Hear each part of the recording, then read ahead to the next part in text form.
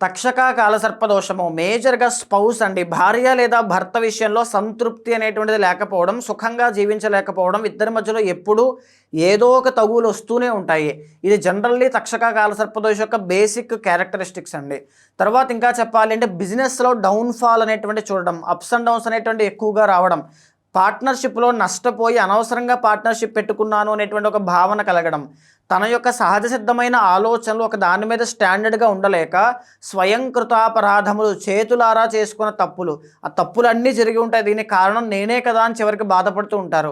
ఇలాంటివన్నీ కూడా తక్షక అని పిలువబడేటువంటి కాలసర్పదోషము. పిత్రార్జితము తల్లిదండ్రులు ఇచ్చేటువంటి ఆస్తి కూడా నిలబడదు. కంప్లీట్‌గా అంతా కూడా వెళ్ళిపోతుంది. ప్రశాంతత అనేటువంటిది లేక అనారోగ్య సమస్యలతో చాలా ఇబ్బంది పడేటువంటి గుణగణాలన్నీ కూడా తక్షక అని పిలువబడేటువంటి కాలసర్పదోషం యొక్క లక్షణాలుగా చెప్పబడ్డాయి. 7వ స్థానంలో రాహు ఉండి లగ్నంలో కేతు ఉండి మిగిలిన 7 ప్లానెట్స్ కూడా బంధింపబడి ఉంటే కనుక దీన్ని తక్షక అని పిలువబడేటువంటి కాలసర్పదోషంగా చెప్పారు. ఇలాంటి గుణగణాలు మీకుంటే ఖచ్చితంగా అపాయింట్మెంట్ తీసుకోండి.